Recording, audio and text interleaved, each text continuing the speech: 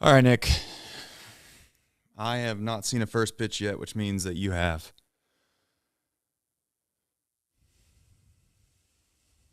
Maybe, Nick? Can't hear you. Might have to refresh. How we looking? We're looking great now, buddy. All right, I saw the 1-0, so Have not seen I just seen the first pitch. Am I that far behind you? 2 pitches?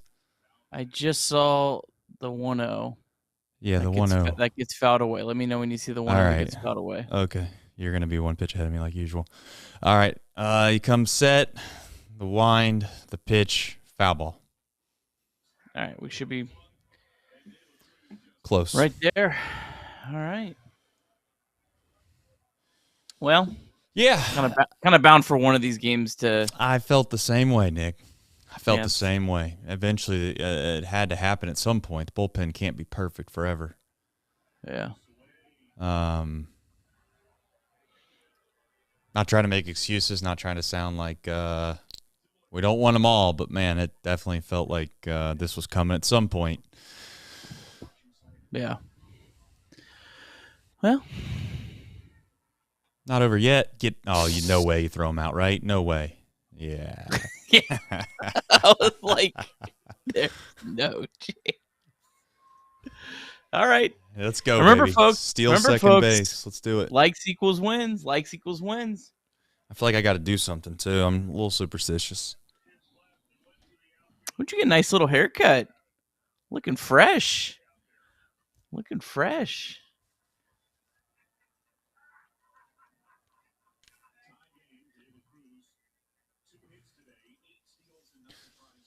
All right.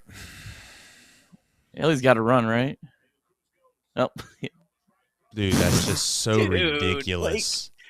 Like, that's like so dumb. That was a fastball perfectly right down the middle, and he didn't even.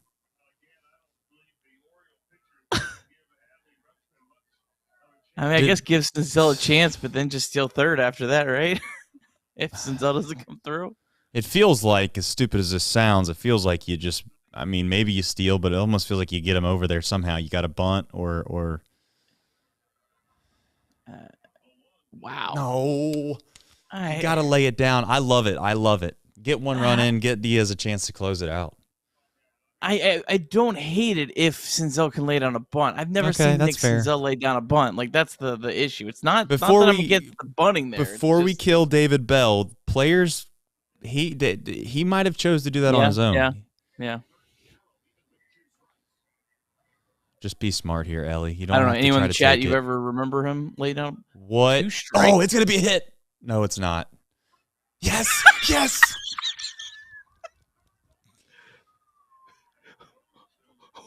What?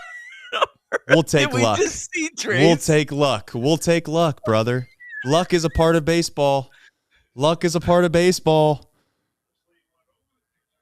Just hit them where they ain't, baby. This team, man. Was there even someone at third? Yeah, there was. Ellie didn't balk at it. Perfect.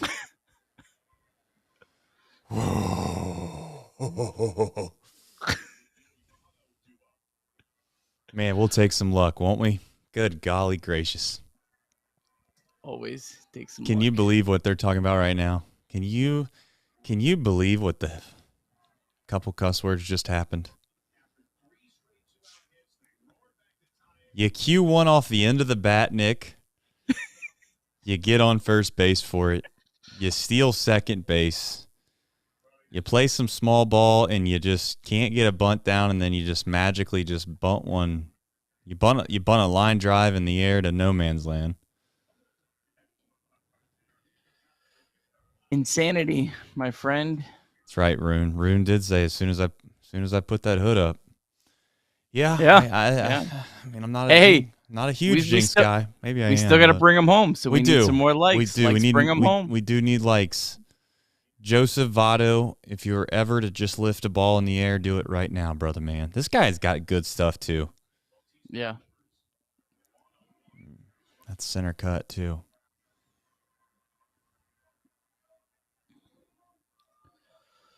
All right. Just got to put the ball in play, and we're not going on contact, right? We're not going on contact. Is the infield? The infield looks in. The shortstop looks like he's playing middle depth or in. Yeah, I mean, I don't know if you need to go. Seen it. I think you go anywhere but the corners and the pitcher. So if it hits the middle infielders, you take off. I don't know where they're playing though. I can't see, so maybe not. Just get the ball in the air so we don't have to worry about it, Joe.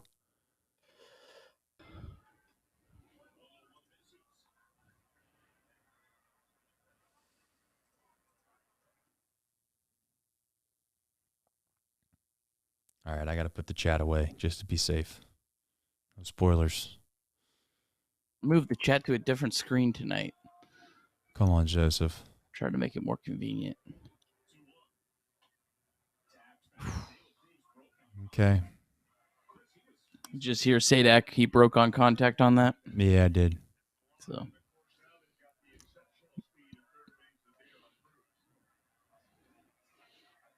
But if he was reading that ball, then maybe he read it. Yeah. Maybe he read it so fast that they thought he went on contact. I don't know. It'd be nice to see the full-fledged infield. Just put the ball in play, Joey. Come on, buddy.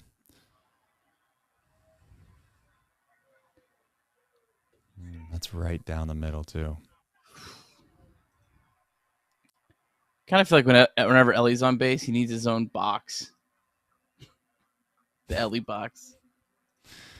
Yeah, Joey got 2 center fastballs too. 101's 101, man. Ain't nothing to gloss over. Oh, the old pitch comm malfunction in the middle of a big moment. All right, Spencer. Pick him Do you up. take your chances and try to steal second base here? I know that's wild, but just, I mean, you don't think they're not going to throw with Ellie on third, right? I don't know. Golly day, man. They're not seeing the ball well right now against this guy. I can tell you that.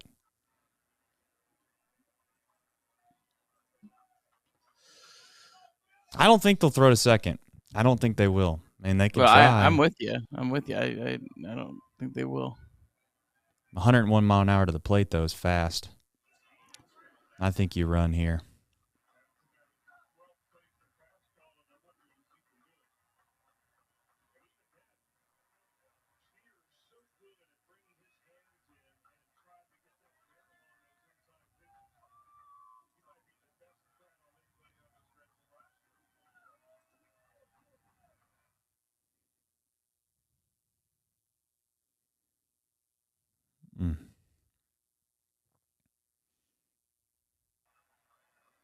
That's a disengagement.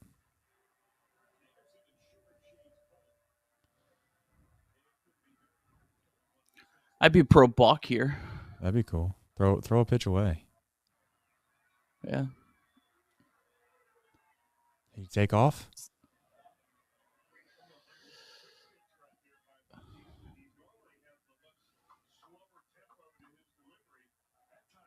I really want to steal, man. I don't want a ground ball to do it.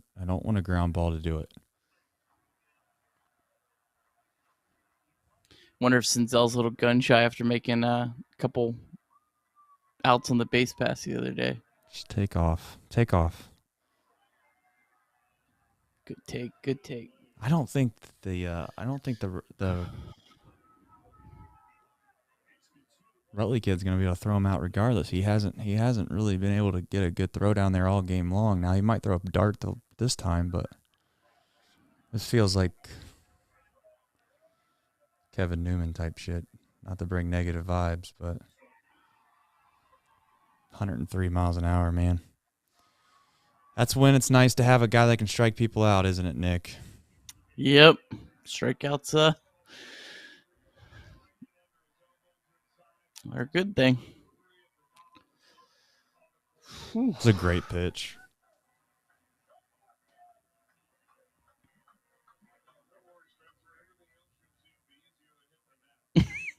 Yeah, no kidding.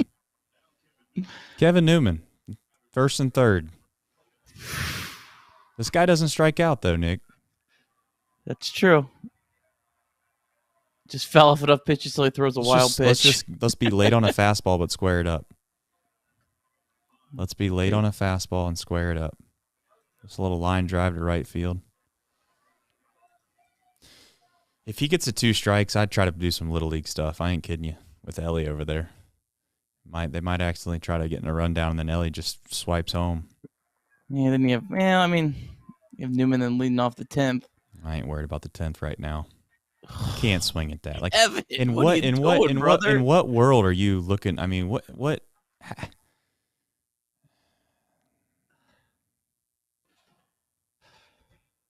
Yeah, it's 102. I mean, I'm not being naive here, but that ball's like in his face.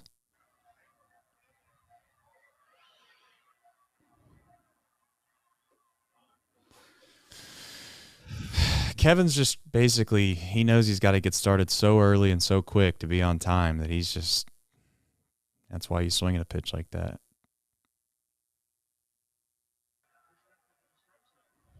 Throw one away. Can we get lucky? Hit that radiology sign. No. That's ball 4, though. That's ball 4. Can I say something here? If I'm Kevin Newman, I think I'd consider just taking, which is dumb, but yeah, I mean, you got Benson on deck. I mean, it's a much better matchup. I mean, this guy's no.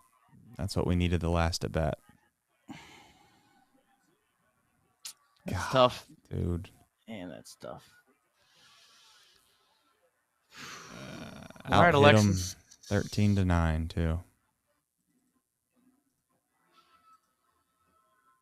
Damn. That stings. Yeah, the Votto strikeout hurt bad. That was the best matchup we had with a guy that could put the ball in play. You'd like to think with even a double play gets you a run in. I don't know if they were. I don't know. To be clear, I don't know if they were even playing for a double play. They might have been playing infield in.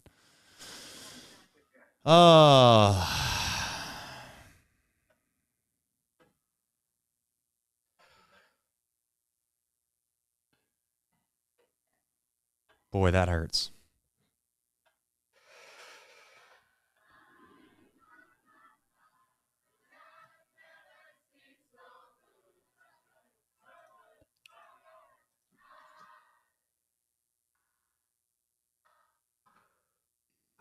I see the chat. We're disliking Votto at the moment. I understand the distaste, but the guy's throwing 101, 102 miles an hour. To be fair, he did just strike. Too. Yeah, he did just blow it by Steer. All year. He pretty much blew it by Kevin Newman. I mean, Newman did get the ball in play, to be fair, but that's what Kevin Newman does. He's elite at putting the ball in play. Yeah. Let's like the stream. Let's see if we can't find a way to get out of this inning. Diaz on the mound. Still got Alexis Diaz on the mound.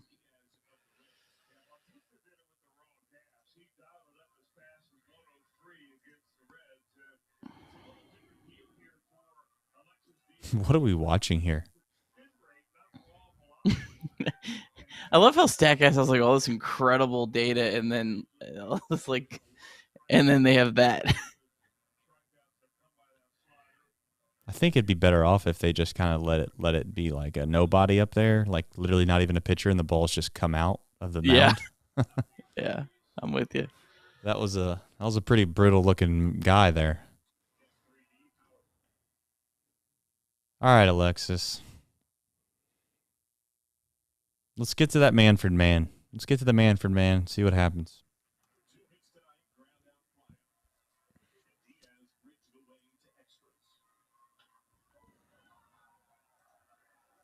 You know what stinks is Buck Farmer threw the ball really well outside of 2 guys. Yeah. I know that's not how it goes, but he's probably been the most consistent reliever all year outside of Diaz, you know? Yeah, no, he has. I mean, I'm not. It's Rough night to have a rough night. It's a rough night to also score 7 and give up 4 in the first.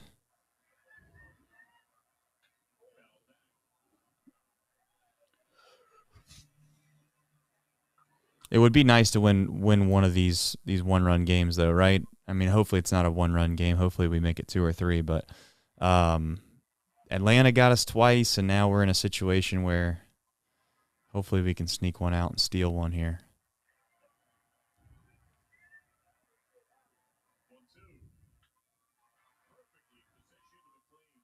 Good play.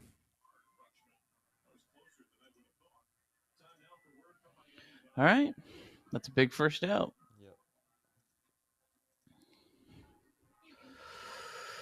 Yep. Miami Valley Gaming ads. Anthony Santander. Come on, I don't like hearing that, John. That's not what I want to hear, John. Oh, that's a good first pitch. Sheesh. Isn't it amazing how many times he gets guys to swing on that pitch, and it's just it's legit 8-9 inches off the plate. Yeah. That's such a good pitch. Well, if this guy's not going to swing at strikes, let's keep throwing him balls.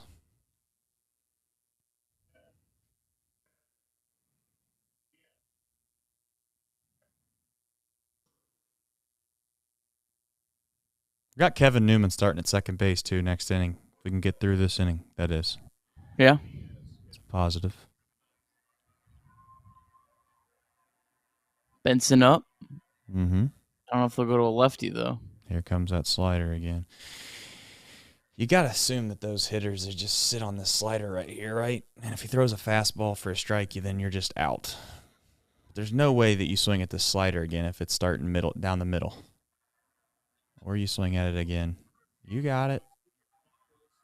Nice. That was a great swing on that pitch. It was. I mean, he got some feet out of that's got some good wood on that, didn't he? We'll take it. All right, one more.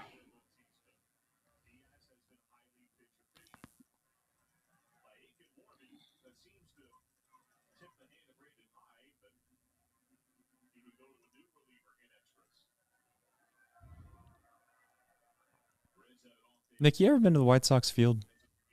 I have not been to Wrigley. Yeah. Have you? I have not. I'm trying to figure out if it's worth it.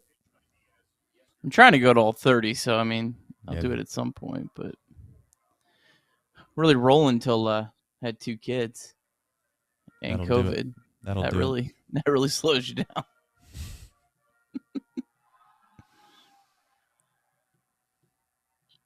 Come on, Alexis.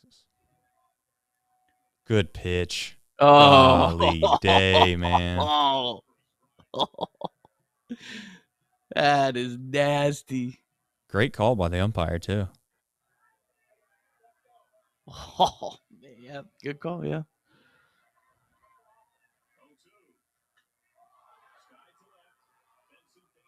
He's got it. Free baseball. Free baseball. All right, I gotta run and grab something real fast. I mean, you don't have to do nothing. I'm just gonna be absent for just a minute. Chat, I've gotten a little better at the J bar as the year goes on. I already knew to put the Ghost Runner on second. We're in mid-season form. Let's get a dub. All right, I'm gonna tweet this out. No. Our Chatterbox Reds, they already got it. Already tweeting out that we're still live. And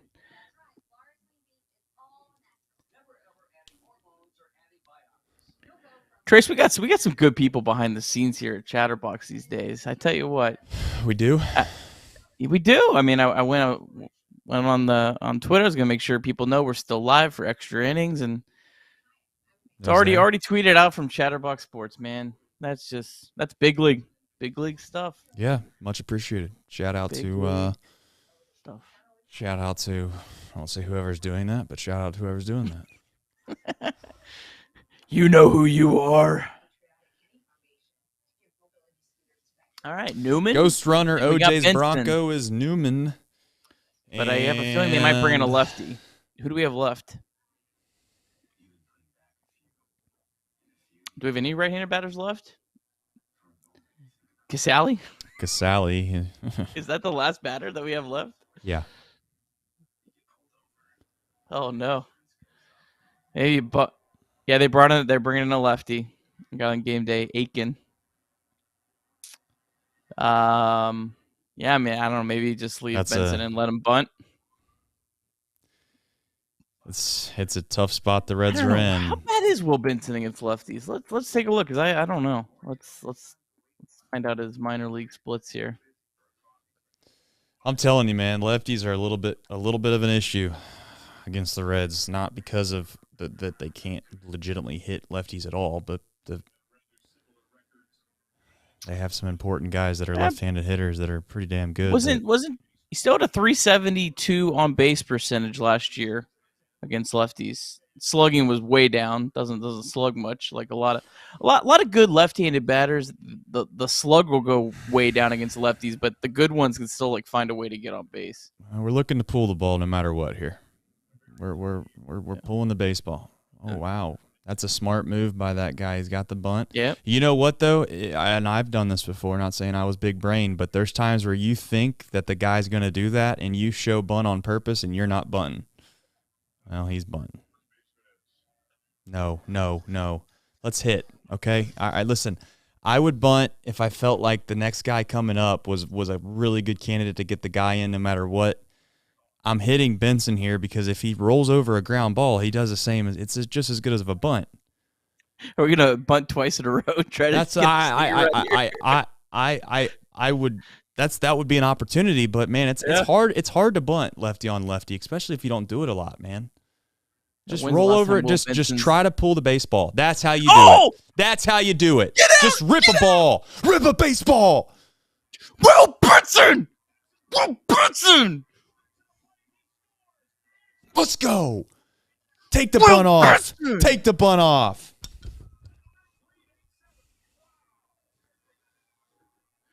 How about that 050 batting average in 2 weeks into the season? How about it? That's Will Benson. Oh, man, he's letting the haters know. He's letting them know Nick is out in full force.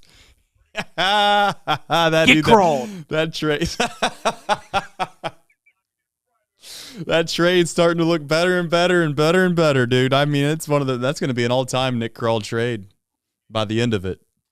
If Will Benson keeps playing this way, dude. Dude, he just smoked that ball. What was that hit off Listen, the bat? I love a safety squeeze here. Gotta be honest. Or we're just going to let it rip. Okay. We're not doing a suicide squeeze. Let me be clear. We ain't doing that. Yeah, we need another run here. We need just another a safety squeeze. He's good enough bunter to just lay it down, right down the first base line. Off the bat against a lefty, man. That's good stuff. Good. I love, man. I tell you what, I can't. TJ Friedel, he pulls on my heartstrings a lot. Just he's the Adam Kunkel of Cincinnati Reds baseball. Just a hard-nosed, grinded out type of player.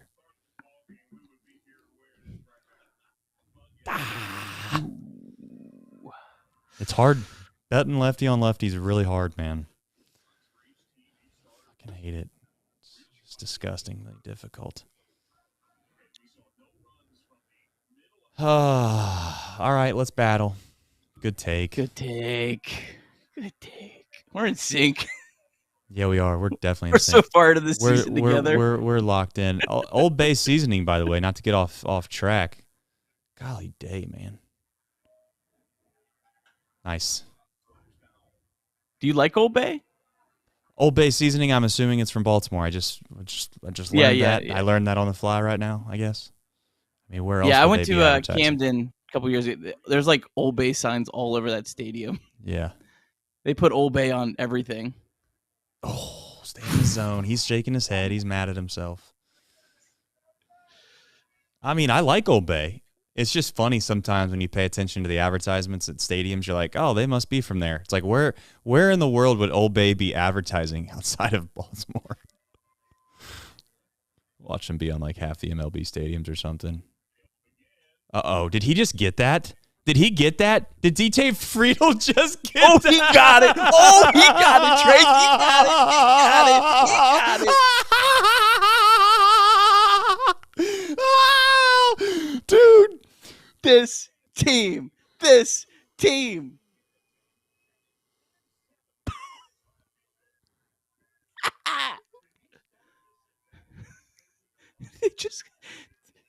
They just go back to back smashes left on left.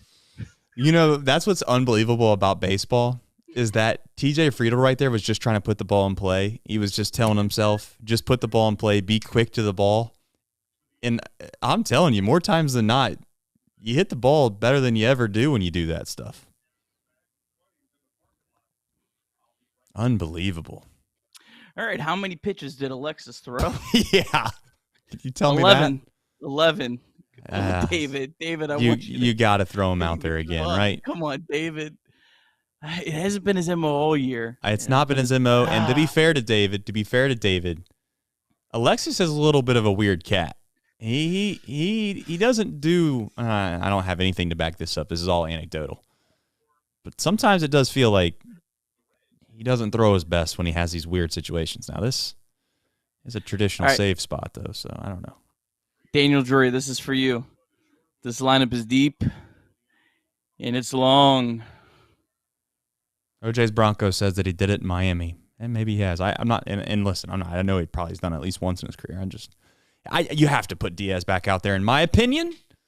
Who else do you have left? Yeah, that's the real problem.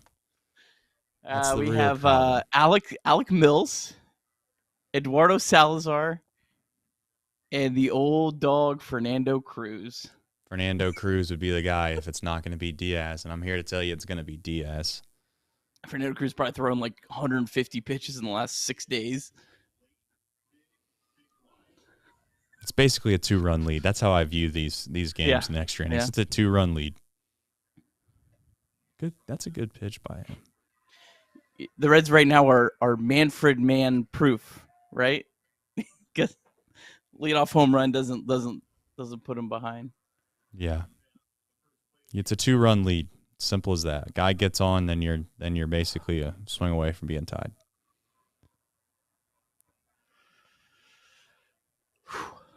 Come on, Maley. Get lucky and run into one too. Why not? What is going on in Chattanooga?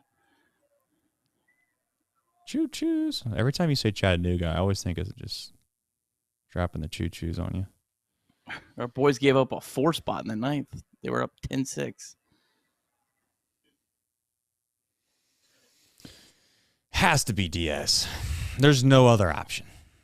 Nick, come on. There's no other option. I'm with you. I'm trying to speak it into existence. Me too. They haven't showed the bullpen at all, so that makes me think that's a good call. Yeah. Those guys, they look like they just came straight out of a camper. Did he get that? Did he get that? Oh, he knocked it back in. That's okay. Luke. He thinks it's gone. Listen. And he's still got a triple The right fielder thinks that's gone. I want to see it again. I want to see it again.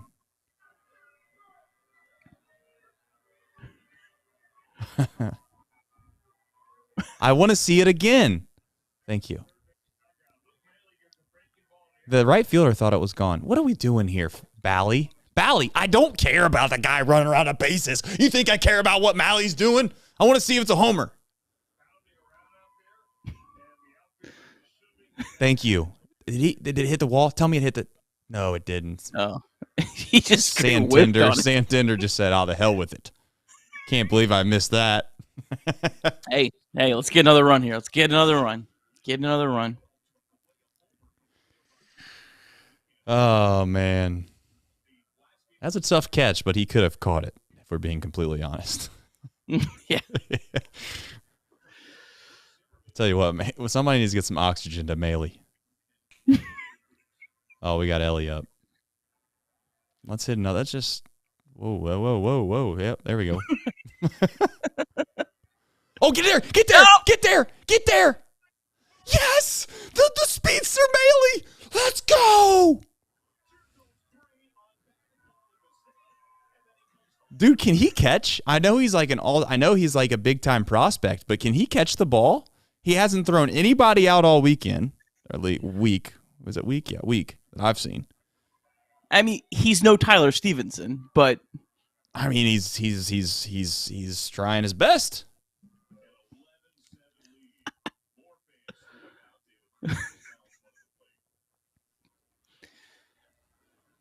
Listen, Diaz has to go out there, and I'd have Fernando Cruz warming up, just in case Diaz gets out there and he just looks lost. I would still prefer Diaz just to go in and nail this down. You got off day tomorrow. Don't get cute. No, we're not getting cute. Diaz is going back out there. The only concern I have at this point is that this has been a very long inning. Yeah. So, yeah, no, I'm with you. Have Cruz ready to go. I want Cruz. If two guys get on, I'd bring in Cruz. To be clear, it would have to be two guys on that weren't on to start the inning. Too sad. Rutschley just decided the hell with there's nobody on base now. I ain't blocking these. Done. I'm done. Enough of this garbage. Oh, man. I'll tell you what, if Ellie, and he's going to figure it out at some point, if Ellie ever gets just like really good plate discipline, good luck.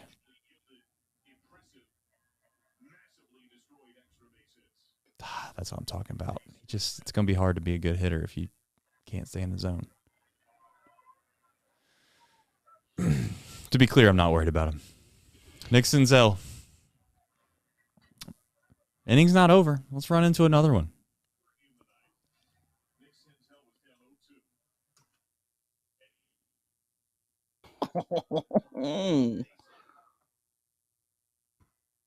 Cardinals falling apart. They're up 7-4, now down 10-7. You hate to see it. Come on, Nick. I'm not done. I'm getting it greedy right here. This guy's he's sad. He's feeling sorry for himself.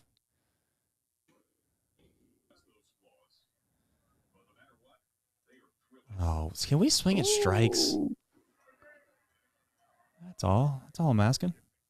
Shout out Chattanooga Smokies, just walked off. Didn't you say they just gave up 5 runs? And then they came back. I think they're called the Lookouts. Yeah. Chattanooga Lookouts walked off the Tennessee Smokies. Gotcha, okay.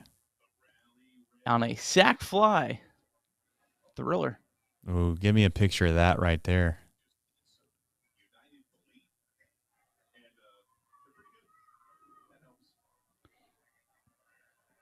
Good take. Let's swing at strikes here.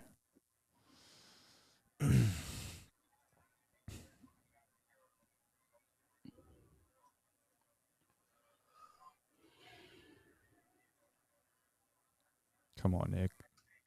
Good take. Let's make this dude throw strikes, man. Come on. He's struggling bad right now. This dude's just begging to get out of the inning. What are you going to say, Nick? Remember, chat, likes. Yeah, we do. We need likes, guys. We need likes. Help for sure nail this down. Get out of here. Stay fair. Stay fair. Siddick didn't even react to that. That's because he had a better seat than I did. Yeah. No emotion. You're just like. Listen, we're not giving this a bat away, Nick. Come on. No. Let's get on base. Let's force them to come out and take this guy out of the game. Yeah. I mean, he's going to come out of the game if this guy gets on, right?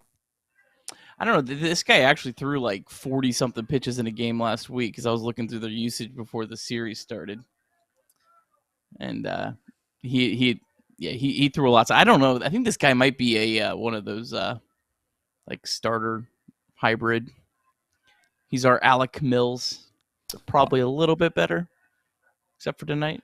What an at bat by Nick. I love it, Senzi.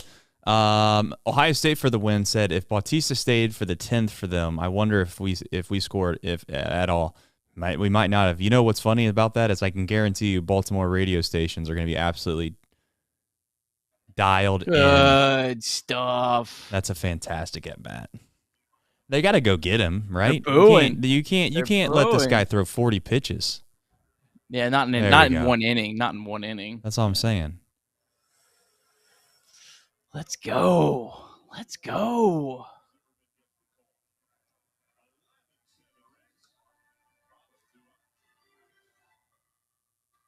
They took him out when Votto was coming up. That's how bad they needed to get him out of there. Yeah. A lefty on lefty. The only batters he got out were righties. Charles, I love you, man. He said it's not easy dropping a bunt down against a 103-mile-an-hour pitcher. Senzel did a great job. Well, I don't. I mean, a great job, brother. A great job. I think he did it. He did. He got it down. Let's leave it at that. He hit the ball. I'd say he hit the ball hard. What was the exit velocity off of that bunt? That might be the hardest exit velocity on a bunt. I'm just kidding, by the way. I mean, listen, I'm thankful that he made it, that he got it down. I'm just saying, I don't think that Nick Senzel had that in mind. 34.2. Hey, I tell you what, though, Trace had a 310 expected batting average, though. No, he executed. Listen, I'm all for it. I have nothing against it. In fact, I love it. Dude, he made the play. You know what? You give credit to guys that make the play. I'm just saying that before that pitch came in, I don't think that was the intended consequence of what he was trying to do. But hey, I mean, I love it. Nick Senzel. You know what's funny about this game, for real, and fans and all of us, I'm included in this, is that if that bunt went right back at the pitcher, we would be talking about how Nick Senzel, what is he doing? He's bunting with 2 strikes. What is up with these kids these days? They can't bunt. They can't get a bunt down. You're a Major League Baseball player and you can't get a bunt down? That's what the radio stations would be filled with tonight if that happened. But instead it was like 3 feet to the left, and now he's a hero. I love it. Sports are the best. The best. Let's see here. This inning's not over. Man, how many left-handers they got in the pen, Nick? Golly, dang. 4. Jeez Louise. I warned everyone before the series started. I said when the Reds take out Kevin Newman, then when they don't take him out, pitch it from the 4th inning. That's why. Golly, he's over 5. It's not good. That's not a good day.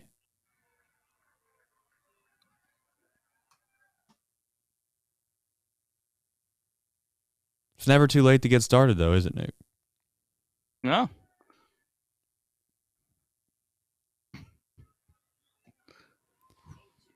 It's a good pitch.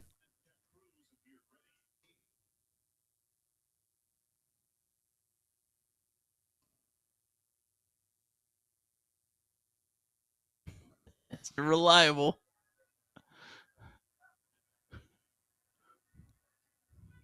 Oh. Good inning. It's a good inning. It's a good inning, chat. It's a good inning, chat. Decent inning. It's a good inning, chat. Chat, that was a prime example of why people get platooned. Just saying. I didn't say it. So proud of you, Trace. I'm so proud. What? I mean, listen, if I'm shown something that is a better way, I believe in it full-heartedly. I can be taught. I'm a man that likes learning. I enjoy learning.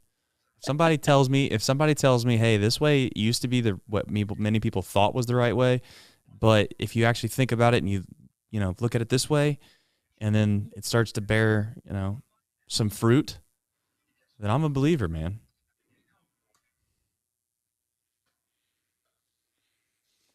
All right. Diaz, listen, chat, it's been a long wait.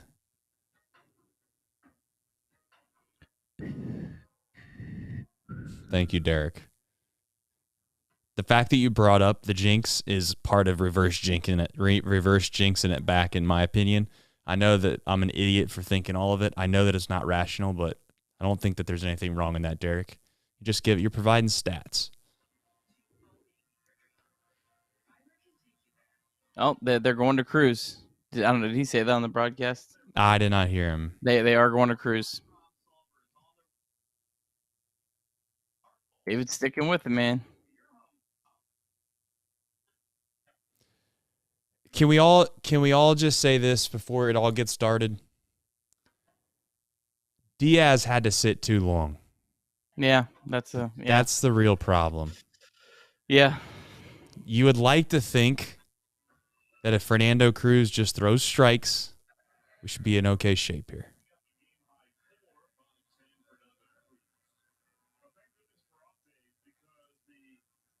And just strikes. I mean, honestly, let's make these guys hit the baseball. All right, chat. I love you. I got to put you away for a minute, so we don't. No spoilers.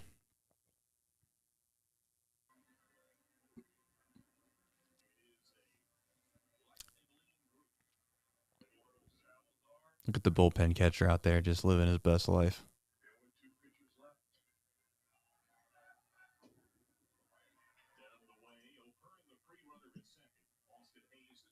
I always wonder why the bullpen catcher even gets a number. What's the point?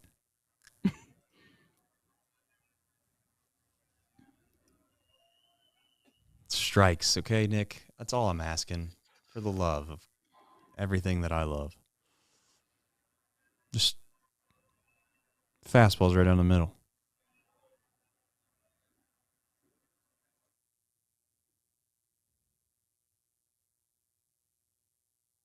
Fuck, this is the one thing about Cruz, and I'm not trying to forecast it. I'm not trying to get ahead of it.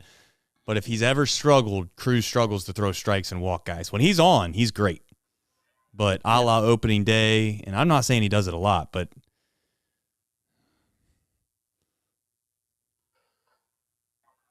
we'll take it. I'll take it. Generous. Thank you. Fastball right down the old slammer.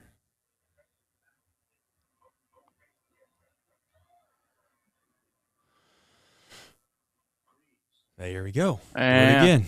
Do it again, Nick. Just need to get started.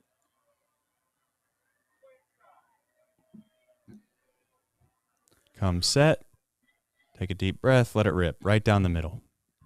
Yeah, make him beat you. Thank you. Do it again.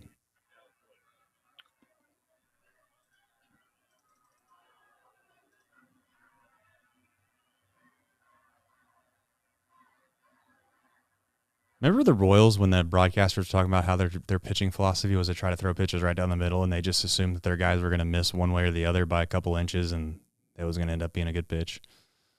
Like, why are we setting up outside corner here? That's just we'll live with that. But again, that was a good pitch, bad luck. But I don't know why we're trying to throw sliders like outside edge there. That was a great pitch, though, Nick.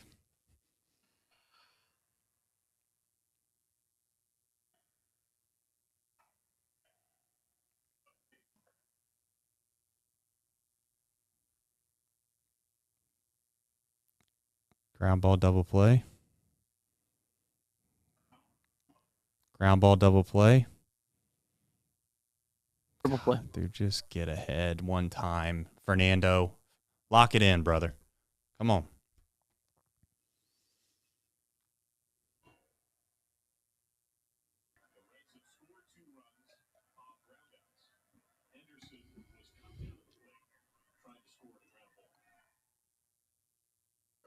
God damn it, Fernando.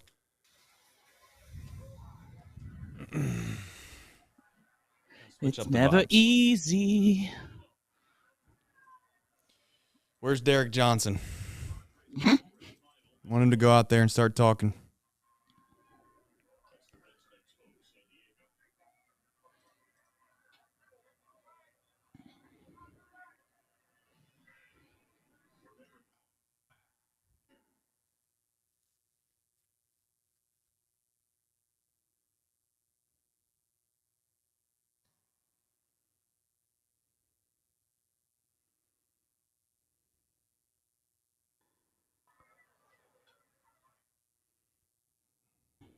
Again.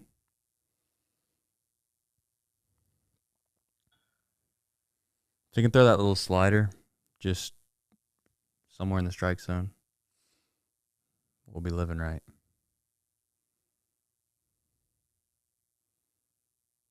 Thank you. See ya.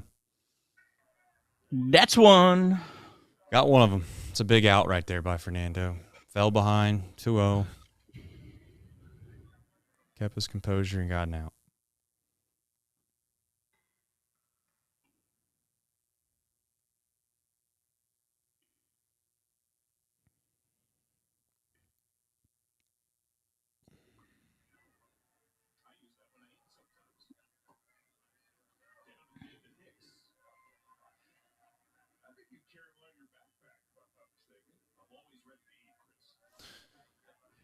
Is it just me, or do the Orioles look like every guy that comes up just doesn't look like a guy that grounds into double plays? These like long, lanky guys. Golly, dude, can we just do one thing right? Like, just get ahead of guy one time. Why has he got to stress me out like this every single bat? You got an answer for that or no? Why does what? Just why has he got to stress me out like this? He just gets behind 2-0 every guy.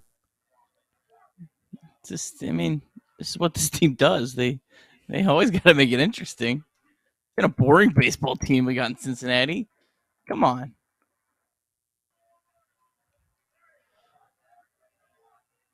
This team walks. One thing about this pitching staff, I would say, you know what? Yeah, they might not have all the stuff all the time. They get hit around a little bit. But my God, do they walk people, dude.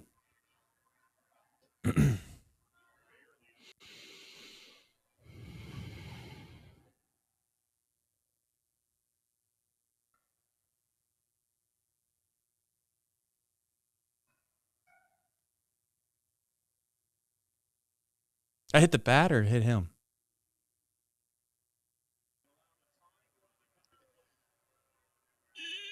This is Fernando Cruz, though, dog. Got to be honest.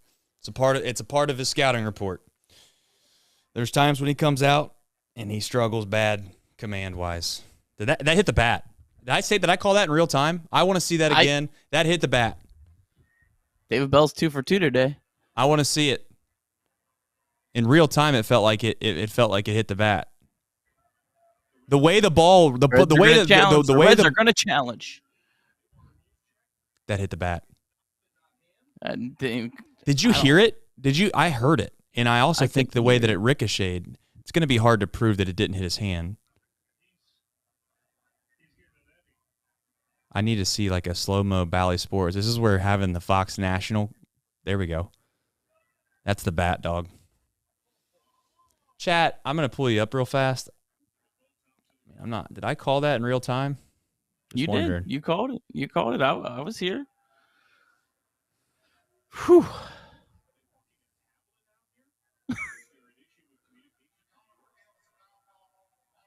Oh, they called it a foul ball on the field, they're saying now.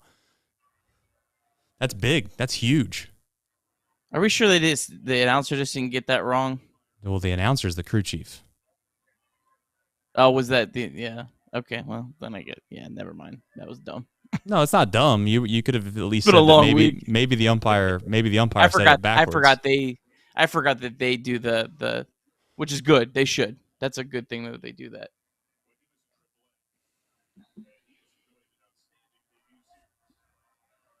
It's a foul ball, man.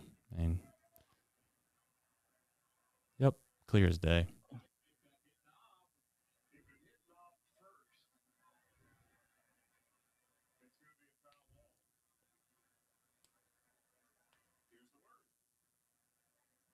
Well, we didn't get the word.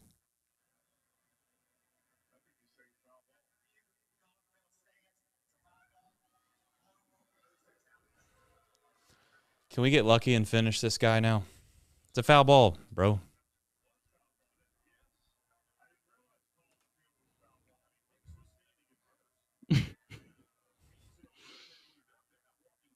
Sorry. Were we 3-2? Nah, listen, they pulled the old college. They pulled the old college football or the NFL trick where you get in a huddle real fast and you say, "Listen, the replay looks like it's a foul ball. I think we should change the ruling," and they do that in the NFL now. The expedited review process. They send it. Whatever. We deserve a call stands going towards us. Did the Reds win 3 challenges tonight? I mean, I know that one was challenged by Baltimore. But yes, they did. They did. They still won it. Let's finish the deal, Nick. Yes, sir. He went. Bang, bang, bang.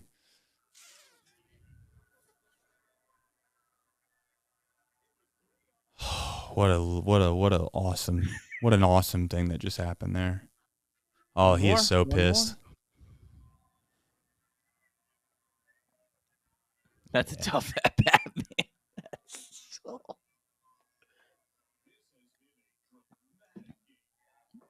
Cruz has got some good pitches when he can kind of get him over the plate. Let's throw a strike. Did you just hear what Zadak said? Yeah, he's ridiculous. I love it. Strikes, please.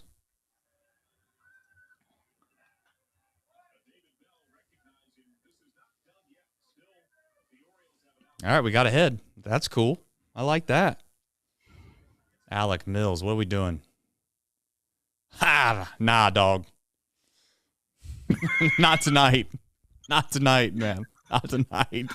Not tonight, dude. Come on, Fernando. Yeah. Oh, yeah. There we go. There we go. On, One more. Finish the deal, man. Let's not do the Mills thing tonight.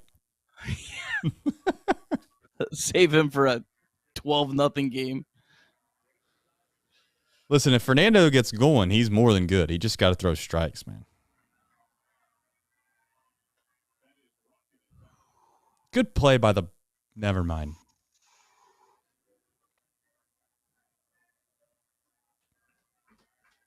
Can't give the ball girl credit if she didn't make the play. I was going to try to give her credit, but she didn't make the play.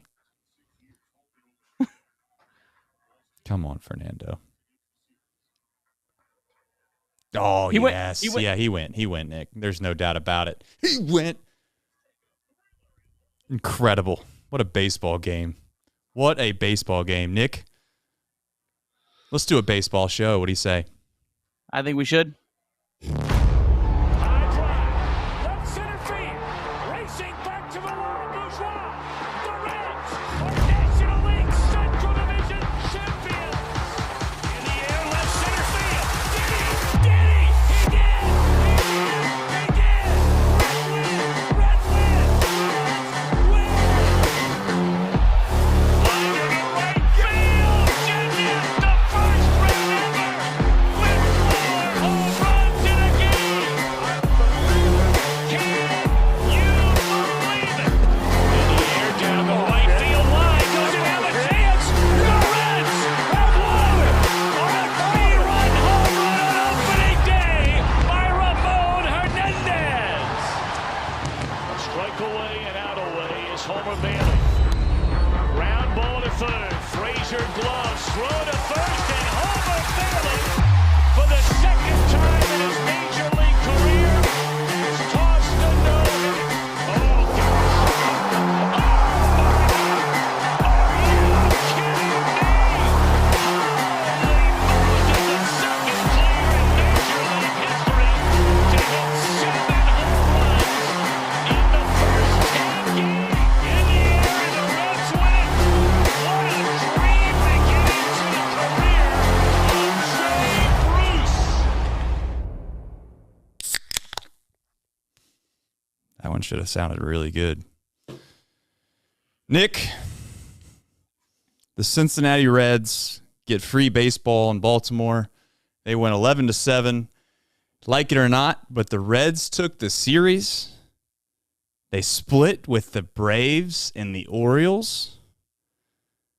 Just when you thought this team might not be able to survive the starting pitching, they do it once more. This team's incredible. Thoughts, Nick? Go Reds. What a game. What a game. What a month. What a season. What a time to be alive. I couldn't agree more. What a time to be alive is very well executed. It's a great point that you made. It doesn't seem like this should continue to happen. We made jokes yesterday about the whole tweet of the fact that I'm going to say that it's either going to be tied or the Reds are going to be in the lead after Weaver leaves the game and he's going to be DFA'd. And sure enough, trust me, I'm going to have that tweet drafted for the next one as well. But this offense is nothing short of amazing. They went toe-to-toe with two of the best teams in entire Major League Baseball. I don't want to say many, but you could make the argument that they just played the two teams that could see each other in the World Series. Fair? I'm not putting anything past it this year. Yeah, and I mean, they hung with them. They were basically, in my opinion, if you watch the games, the Reds just are that gnat. They don't go away. They're just bothersome. And I don't know what it is about this team, but it's just something along the lines that they never feel like they're out of it, no matter what happens. No matter what happens. I'm not suggesting that every single team in Major League Baseball is going to fold when they get runs in the first inning and then their lead evaporates like that. But no, they just bounce right back. They take the lead right back.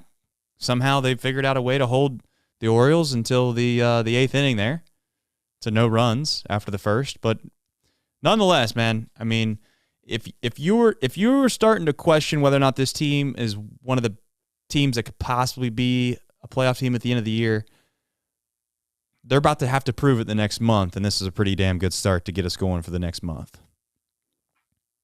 Yeah, I would say that the teams in Atlanta and Baltimore probably go, yeah, that Reds team, like you mentioned, just a pesky team. They're an annoying baseball team to play. And hey, it's fun when you're on the other side of that because we've been on the opposite end for a long time with a lot of other teams, and just a fun team to watch, man. They just every single night, a team that can outslug another team is a lot of fun.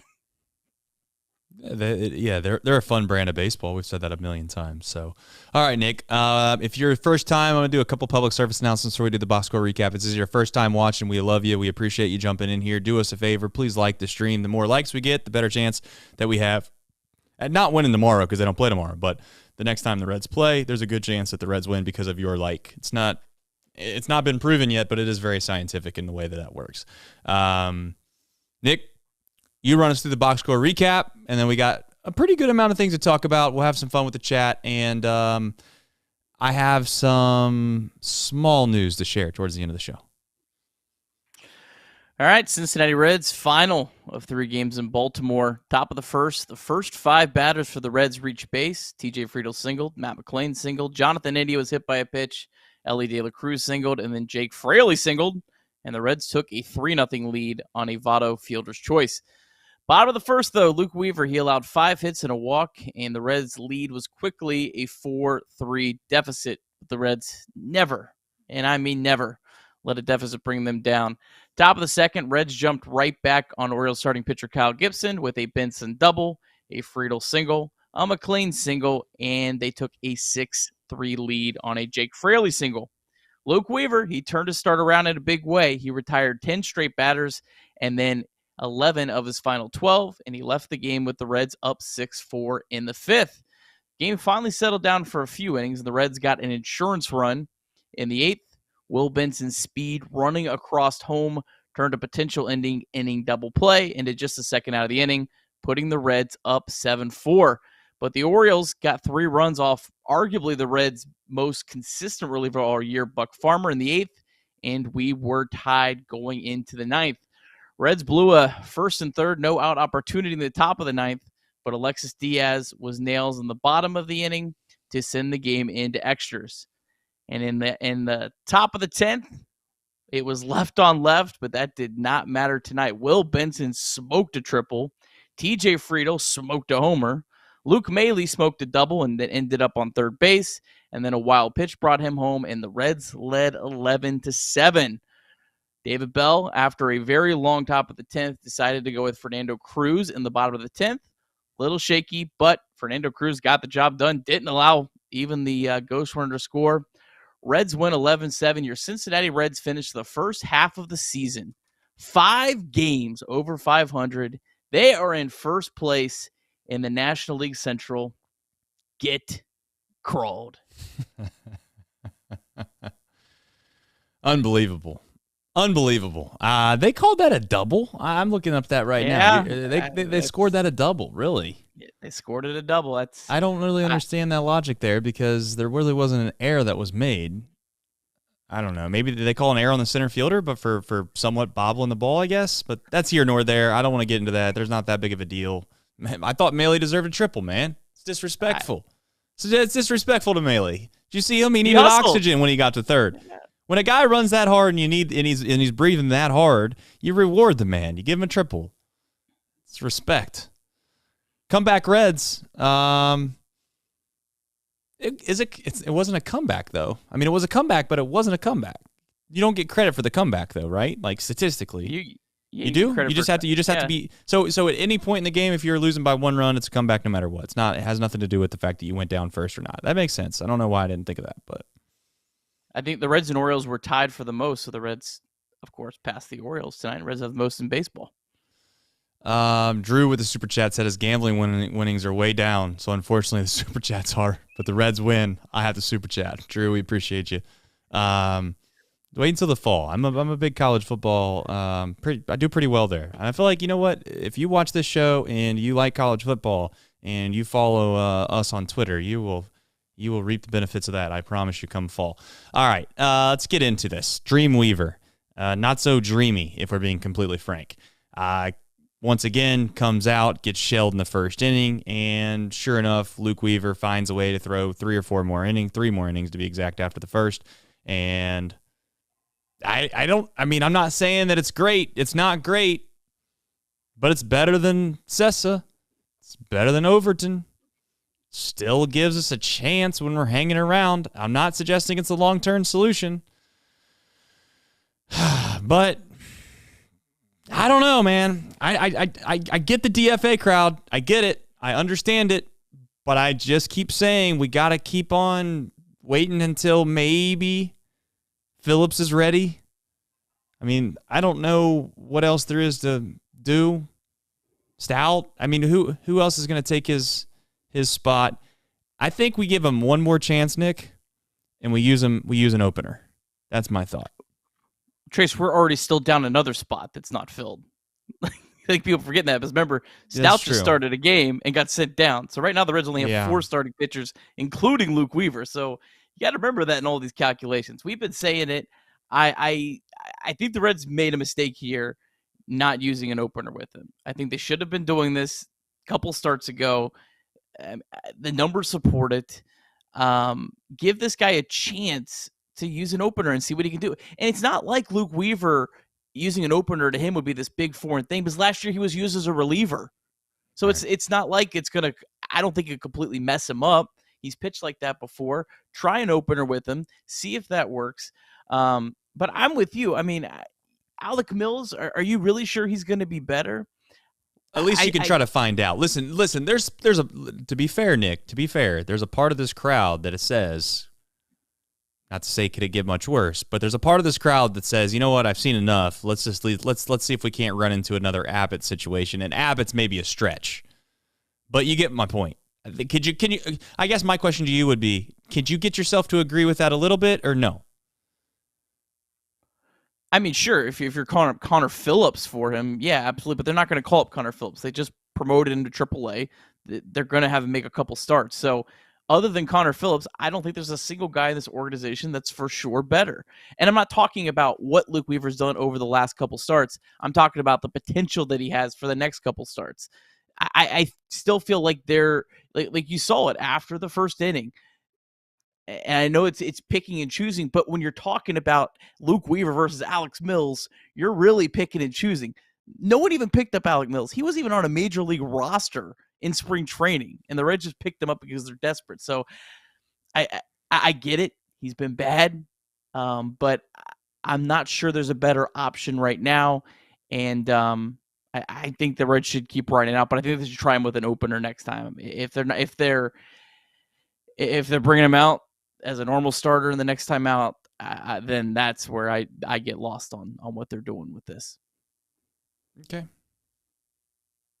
I think I think me and you are really closely aligned. And I'm not saying we don't agree on a lot of things, or I don't know. I don't want to say we don't agree on a lot of things, but we disagree on certain premises of things. I think we're on the same page with Weaver. It's not that I love Weaver. It may look like that on Twitter because I just like being a contrary sometimes. I like just kind of poking the needle into the sides of folks sometimes and just saying, like, Weaver is very, like, what's the right word to use? He's very put offish when you give up that many runs at the beginning of the game because it just feels like you're out of it. But we can at least give him a little bit of credit for getting through 4 innings. I know that's not a ton, but, he was this close tonight from getting pulled in the first inning, which if he had gotten pulled in the first inning tonight, we don't win this baseball game. I don't care what anybody says. We don't have the depth to win this baseball game tonight.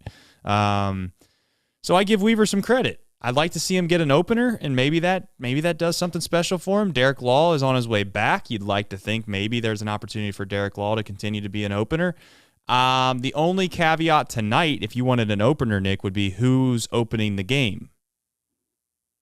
I think Derek Law, when he comes back, makes the most Well, I'm sense. saying tonight, though. If you wanted an opener tonight, like who do you really have? The bullpen depth's not great right now. Who do you throw out there as an opener for tonight is my only pushback in saying I think Bell wants to use an opener. I just don't know if he has the option right now to use an opener. But you're smarter than me, and I'm saying this not tongue-in-cheek. I'm genuinely saying this. Who do you use in an opener tonight? Is it Duarte? Is it I don't know. I mean, Mills obviously got up, but that would be a wild thing to do. Well, I'm a big mess the other team up kind of guy as much as you can. I think Alex Young would have been the best option because the Orioles, they bat Cedric Mullins, a lefty, first. But remember, the first game of the series, they actually had him take it off. Sometimes they bat him low in the lineup. So at least you're messing the other team up. And how much is it going to mess up? I don't know, but it's something, right? You are kind of getting them a little bit out of their element. So I think he would have been the best candidate. You also have to know your players. If you're David Bell, you have to know which guy would be better in that situation. I don't know that. I have no idea. I would hope they have a pretty decent read on that, which guy would be comfortable in that. I would think Alex Young, a veteran, would probably fit better. I think Buck Farmer's probably a guy. I know he pitched really poorly tonight, but for the entire year, his ERA after giving up 3 earned runs as a reliever went up to 3.18. So he's had a hell of a year. I think he would be a good one. And then I think Derek Law's the best one just because just the way he pitches, he works quick. I feel like Derek Law could really sneak you like 2 innings as an opener several times. Like maybe not every time, but I think he's the kind of guy that you look up and think, oh, Derek Law just gave us two shutout innings or 2 innings, he only allowed 1 run or whatever the case may be. And I think that would work. But yeah, I definitely opener. That's my biggest thing right now with him. Yeah. So yeah, we're both not out on him. Let's get into the bullpen really quickly since it's next on the rundown. The bullpen, you felt like this was coming. You knew this was coming. It was impossible for this bullpen to continue to throw scoreless inning after scoreless inning after scoreless inning. And I'm not trying to say that I'm expecting the bullpen to blow a game, but I've kind of in my back of my mind been waiting for it. Thankfully tonight we avoided it because we bounced back, scored some runs. This offensive lineup should have their meals paid for, you'd like to think, by a few guys that pitch on this baseball team. But maybe not. I mean, I keep saying that, but maybe not. Maybe this bullpen won't regress. I don't know, but it certainly feels like they were due to regress, and tonight they did just a little bit. And really, when I say they did, they really didn't, if we're being honest. It was just Buck Farmer, and I thought Buck Farmer threw the ball really well outside of 2 hitters. There was a lot of guys that pitched that did pitch well tonight, though. Alex Young, Daniel Duarte, Lucas Sims, Ian Jabot, Alexis Diaz. None of those guys gave up a hit. Ian Jabot gave up Alex Young gave up a walk. Daniel Duarte walked a couple, but the other guys didn't walk anyone. And then Fernando Cruz, to his credit, still struck out the side. Right. It was a little shaky, but he struck out the side. So when you have that many relievers, you're kind of asking for one of them to come out and have a crappy night. And tonight it was Buck Farmer. But the rest of the guys, man, that's a lot of innings to cover. And the Orioles are a good offensive team. They're a team that walks a lot too. And overall, the Reds, Sims, Jabot, Farmer, Diaz, and Cruz, didn't walk anyone. So, that in itself, I think, was a big reason the Reds were able to hang around and win this game in the 10th inning. Jabot catches a little bit of the slack sometimes, it feels like, and I thought he looked well. He threw the ball well tonight, and not to jump too far back with Jabot, but listen, I mean the pitch that Olsen hit over the wall in left field against him was just ridiculous. Like, I don't. Sometimes you do have to give the other team credit. It's like sometimes you can't always just act like your guy was the reason that things fell apart. Sometimes the other team's just really good. The Braves are really good. The Orioles are really good. Give Buck Farmer a little bit of credit tonight. At least he was in the zone, and he got hit a little bit, and that happens. Matt McClain continues to be just nails at shortstop. The one play that sticks out to me that I'm thankful nothing came of it was the double play ball when Ellie.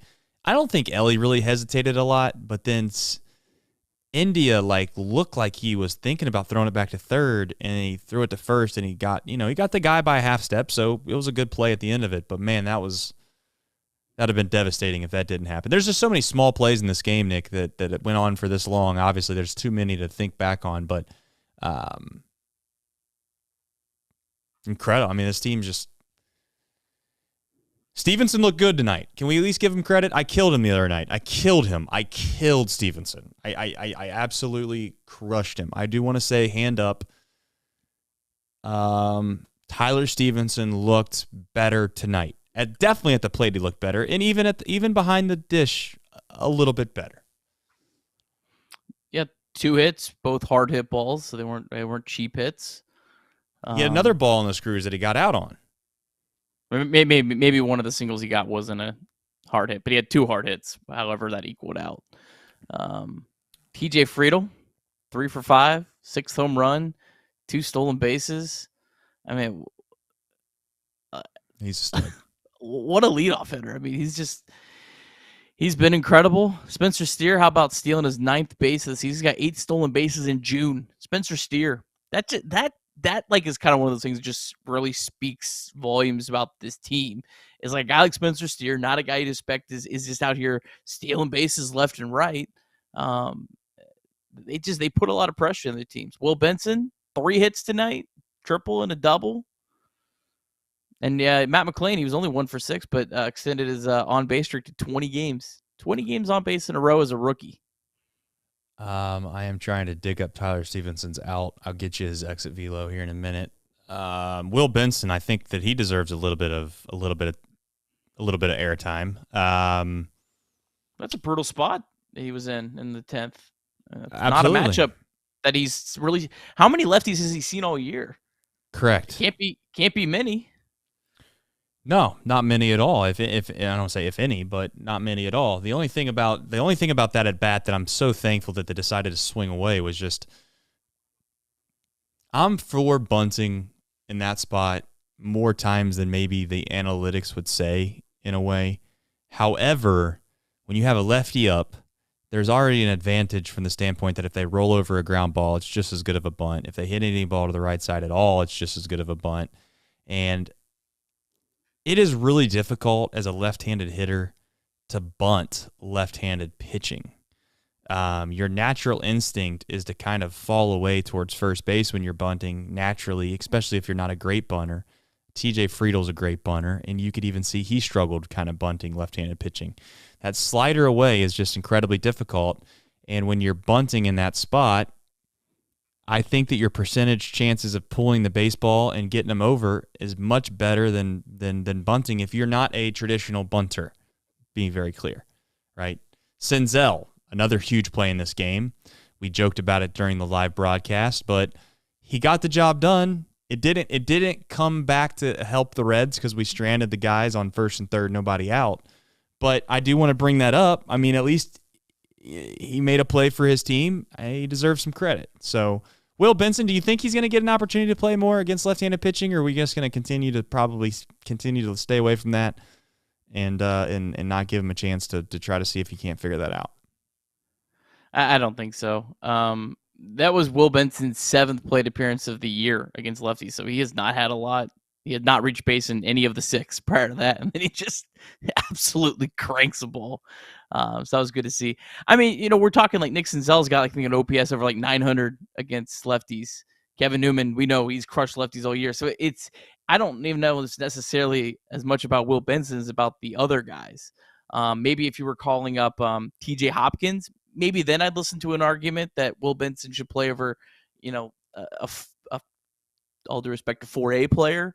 Right. But I think Nick Senzel and Kevin Newman have enough data, and not just this year, but in years past, that they hit lefties well enough that I'm normally a guy that I like. I love saving these great left-handed bats that crush right-handed pitching, because you can put them in any spot you want. You get a spot where you have 2 runners on base, you can throw in Jake Fraley right into that, maybe against a really mediocre relief pitcher. So it gives you also additional opportunities late in the game. But nonetheless, he stepped up in a big spot. You keep doing that enough, you'll get some more starts against lefties. I think it's kind of as simple as that. It took me forever to find this because I just did not assume that he hit the ball this hard. I just scrolled right past it, and the hardest ball hit on the night from Tyler Stevenson was that line out to center field. It was 106.2 off the bat. His other 2 hits were hard hit, but that was the hardest hit ball he had all night. So Tyler Stevenson, again, for somebody that sat up here and told you that he's been struggling incredibly bad and we needed to figure this out, I do want to give him his props. Anything else that we should discuss here before we move into the Reds MILB, which we have some kind of great news, if you want to call that. We got some promotions, got some guys that are knocking on the door, is what we'll call it. They're knocking on the door. And I know Evan is waving that flag every single night. Evan, I would just say this to you. You are very based more times than not in your opinions, but just remember that he's still on our team. All right. We got to be positive about it. We still love Jonathan India struggling right now. We all know Jonathan India is struggling, but I'm not going to sit here and act like he has no worth to this team. We need him to get going. We need Jonathan India to get going. It's not lost on me that he's starting to struggle, and he's starting to struggle a little more than we would like. We need Jonathan India to figure it out. If nothing else, if you're in the trade India camp, and we're not doing that tonight, but if you're in the trade India camp or you're not in the trade India camp, who cares? But if you are in the trade India camp, we need him to play well. We need him to play well, regardless. So let's just try to rally around Jonathan India. When you lay down to maybe you say prayers at night, maybe you don't. If you don't say prayers, just close your eyes and wish that Jonathan India starts to play better, because we need him to do that, and we need him to do it fast because this team needs Jonathan India. All right. Anything else you want to add before we get into the old Reds MILB, Nick? Yeah, just one last thing. Brewers did win tonight, so obviously it was huge the Reds to keep that half-game lead going into the off day. Brewers do play tomorrow. Heavy underdogs on Betfred Sportsbook. +1, or no, the Mets are -190. I don't know what the Brewers are. Usually the plus is a little bit less than that, but nonetheless, they're heavy underdogs. But the Brewers are playing well. They've won 8 of their last 12. So for the Reds to continue to hold this lead is pretty impressive. It's not like it's just being handed to the Reds. Like, I think it's kind of been a little bit of the narrative. But the Brewers are playing well right now, and the Reds are hanging on to the spot. Hopefully, get some help from the Mets. Yeah, not a good looking franchise. I hope to get some help from them tomorrow. Have a full game lead coming home this weekend. But yeah, Reds MILB, we ready to roll? I think we are. All right, your Louisville Bats, they won 7-6. Henry Ramos hit a solo walk-off 447-foot home run. Bats now 41-33 on the year.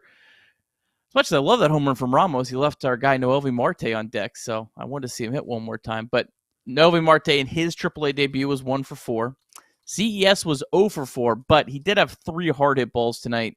Kind of run into some tough luck of late a little bit. Stuart Fairchild, guy we can't forget about, as we're talking about, hey, if you trade Senzel, then maybe give Benson at bats against left-handed pitching. I don't know. Stuart Fairchild also hits left-handed pitching really well. So But he had a home run tonight. Good for him. And then Jose Barrero got on base 3 times. And then Derek Law, the guy we need back soon, he pitched a scoreless inning. Did give up 2 hits, but didn't walk anyone. And Ricky Karcher, Trace, actually got the win in this game. Pitched a scoreless inning. Double-A, Chattanooga, unfortunately, the Lookouts, they've lost a lot of talent. They're down, but hey, they won 11-10, gave up 4 runs in the top of the 9th, but then walked it off in the bottom half. Joe Boyle, another Joe Boyle outing, 4 1/3, 4 hits, 5 earned runs, 5 walks, 7 strikeouts. The dude now at Double-A is Reese Hines. Tripled, walked twice, stole his 10th base of the year. I'm almost a little bit surprised he isn't along with the promotion to AAA. I don't know if that's just because they don't feel like there's enough playing time. I think that's probably what it is at Louisville. So I would assume he's going to be up there soon as a prospect that's been in the system for a while. But Reese Hines just keeps on keeping on. And then the Dragons, they won 9-6. Edwin Arroyo was 2 for 5. Austin Hendrick 1 for 5. And then Matt Nelson was 2 for 4 in this game. This was in 10 innings that the Dragons won. And then the Tortugas, hey, they capped off another 4-0 night for the old Reds minor league system. They won 16-7 over Tampa. Our Tortugas have won 4 straight games, now up to 33-36 in the season. Carlos Jorge had a huge day, 2 for 5, hit 2 home runs, now a 7 on the year. Sal Stewart, he's really heating up. Reds second-round pick last year, 2 for 5, hit his 5th home run of the year. And then Cam Collier was 1 for 5. So that's your Reds MILB presented by Betfred Sportsbook. Remember way back in the day, Nick, it was a really long time ago, back in April. And, man, the prospects were getting off to cold starts. All of the affiliates were losing games by the masses. The Reds were dropping games. I think we got swept in Pittsburgh. You remember that? I remember that. I was here. Man, the vibes have really turned. It doesn't seem like it's the same year, man. What an unbelievable turnaround this whole thing has been. Unbelievable turnaround. And the beautiful thing about this is that I don't think that they would have given up on the plan regardless pretty quickly, like Nick Krall and the gang. I don't think they would have given up on it super quickly. They would have tried to see it all the way through. But it's almost like, when you have an idea in life, and you try to execute that idea, and if something happens or there's bad luck involved in the idea, and it doesn't go right at first, and it doesn't go right for a little bit of an extended period of time, it's human nature and easy just to try to ditch it, right? To be like, okay, this isn't working. We got to go back to what we were doing before because this doesn't make sense. The greatest thing that I can take away from the minor league systems right now in the AAA situation and the guys that are coming up to the big leagues is that it has allowed the front office, in my opinion, to have a little bit of grace. Not that they needed it, not that they were looking at the fan base, not that they were but maybe ownership would do that. I don't know what ownership would say, but it's such a great thing that they've been validated in a way. It's such a great thing that it seems like such early in the process that we're bearing fruit to this labor that you can generally, for the most part, give up on if it doesn't go right for a certain amount of time. And I'm just thankful that's the case. That we can see that this stuff is working. Let's trust the process, as they say. I think that's been said before. Yeah, no. I mean, you're spot on. I mean, earlier in the year, like maybe right before Matt McLain came up, I think we had said many times, well, the Reds record's not necessarily great, but the guys that we're counting on long-term are all producing well. Spencer Steers looked really good early in the year. We talked about McLean, Ellie, CES all producing in the minors. We talked about some other guys like Jake Fraley, TJ Friedel has been consistent all year. We talked about those guys and how they're developing. Hunter Green was looking good early in the year, but it's nice. It's nice that the words don't sound as hollow coming out of my mouth. I believed it. I'm not putting on a facade earlier in the year, but it's nice that it does feel like some validation. I'm sure the front office, who really ran through the ringer for a while, I'm sure it obviously feels good for them to have some validation and some excitement. And we're halfway through the season. The Reds are in first place. They're 5 games over 500. Trace, halfway through the season last year, the Reds were 28-53. They were 15 games under 500 halfway last year. They're 5 games over 500 right now. If my math is right, public school education, I think that's 20 game difference and a half of a season. My God. I think it's a combination of two things, Nick. A little bit of bad luck last year. A little bit of bad luck last year and being ahead of schedule this year. That's 100% what it is. Yeah. Someone in the chat asked about Lodolo. We don't really get into injury updates all that often on this show, but if you're interested, the last report that I had seen was C. Trent Rosecrans kind of put out an article that inferred that Lodolo was not going to come back. I'm going to read it here to you. Return until early August at the earliest. So not ideal. We're just going to try to survive and advance this thing. DJ Antone could return before Lodolo in green. That's where we're at with that. That's pretty wild to think about. I'm rooting like hell for Antone, man. But I'm scared for him. I'll be honest. I'm scared. That would be cool, man. It would just be so cool, man. If he got to get put into this, it'd be kind of one of those emotional things when he comes back out on the mound, right? I mean, after so long off, and he was just such a fun player to root for. I really like him. You could argue he had the best stuff in the entire organization. Yeah, and it wasn't just that. They were using him like in these 2-3 innings, so it was like he was almost like a hybrid starter reliever. And man, early in 2021, he just every single time they called his name, he came through. Man, I'd love to see him get back into this. I think it's fair what you're saying. Like it's hard to count on him at this point. Yeah, I love TJ.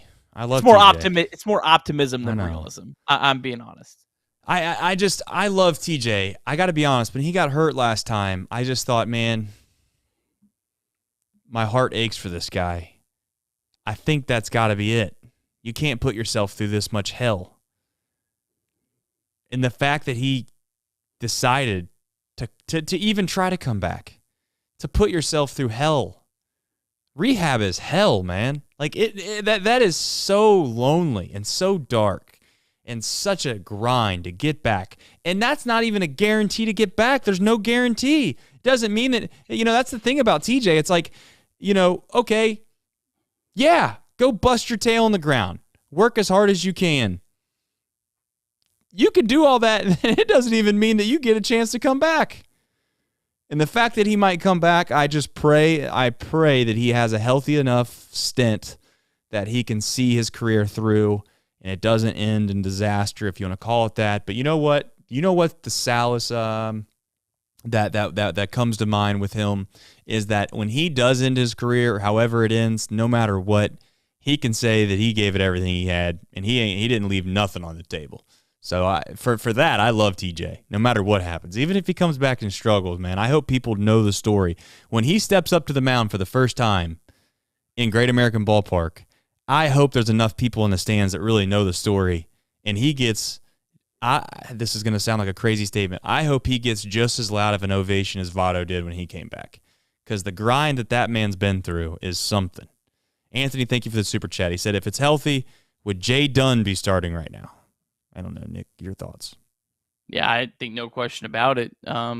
His expected return is September, which, if I'm being honest, is probably not this year. But we'll hope that he could come back, because again, I've said many times, if the Reds are hanging around in the race, unfortunately, a guy like Andrew Abbott, unless he gets hurt, which would be terrible, is going to run out of innings at some point this year. Even if they call up Connor Phillips, he's going to run out of innings. So guys like Justin Dunn and Vladimir Gutierrez that really like, oh, they're not coming back till September at the earliest. Well, if they are able to come back, that could actually be huge, because they could be taking someone's spot.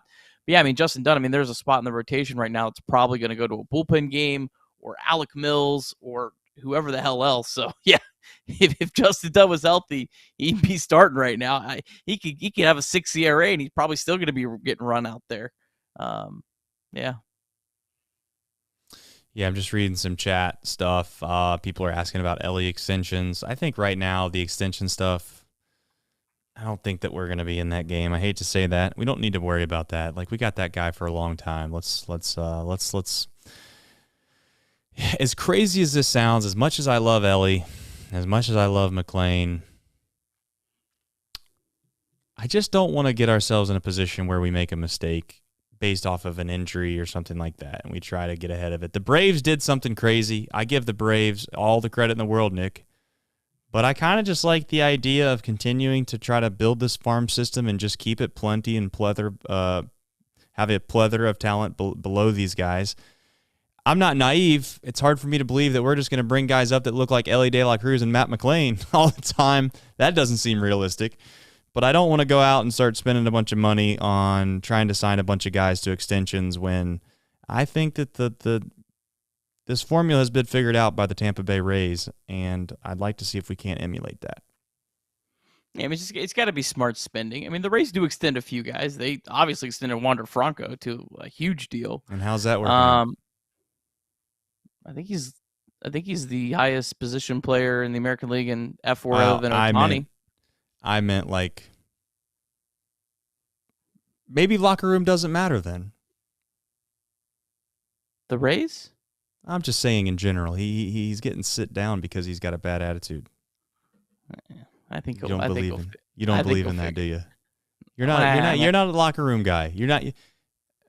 You see where are you at on that? I'm in the middle. I think it gets overhyped. Okay. But I do think there's value to some cohesiveness. I think there's a ton of value to managers, and I've said it a million times. I'm sorry about having your players feel comfortable. I think there's something to that. I think that's, if it's ever been displayed, it's been displayed in the 2023 Cincinnati Reds more so than anything. But I do have one more point, Trace.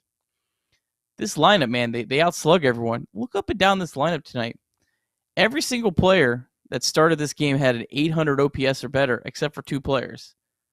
And I'm not saying these two players is a negative thing, but it was Jonathan India and Tyler Stevenson. And I'm only saying that because those were the two guys we were counting on the most, and everyone else has an OPS over 800. Like that's an incredible lineup. And I mean, Jonathan India is still at 755. That's not bad. That's above average. Tyler Stevens is 687 for a catcher. That's average. I mean, this is a incredible lineup right now. And from where this lineup was 12 months ago to now, it's just incredible how they've pieced this together and how they pieced the bullpen together. And for all the comments about, criticizing the starting pitching, and that's fine if you really want to, have a lot of strong opinions on that when your team's 5 games over 500 first place. Yeah.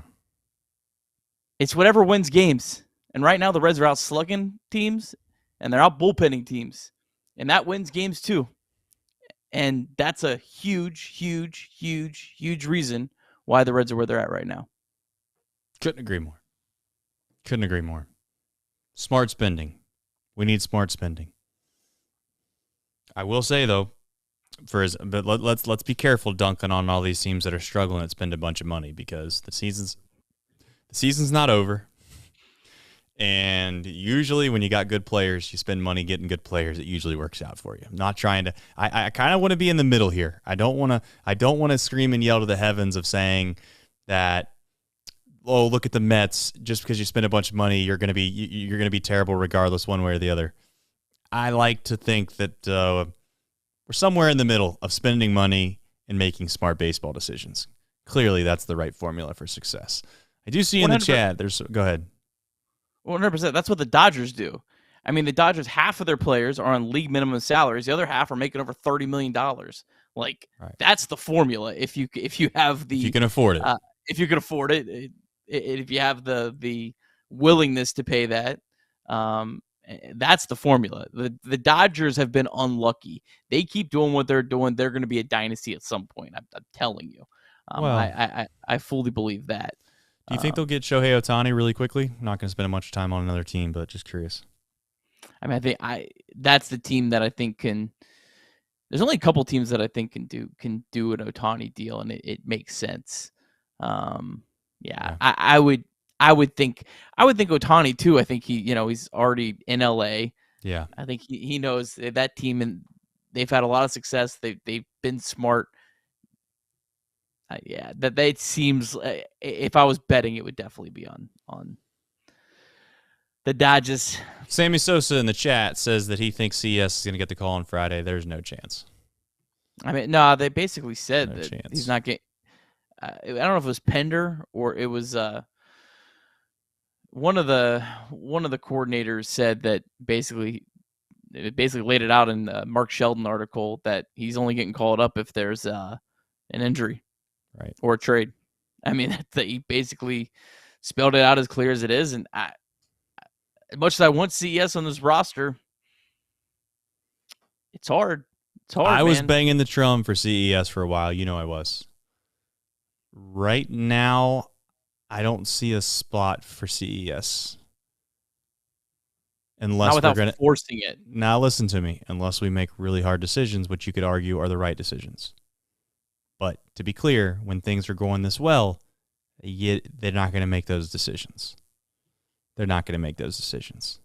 That's too much of a rock the boat situation when things are going too well.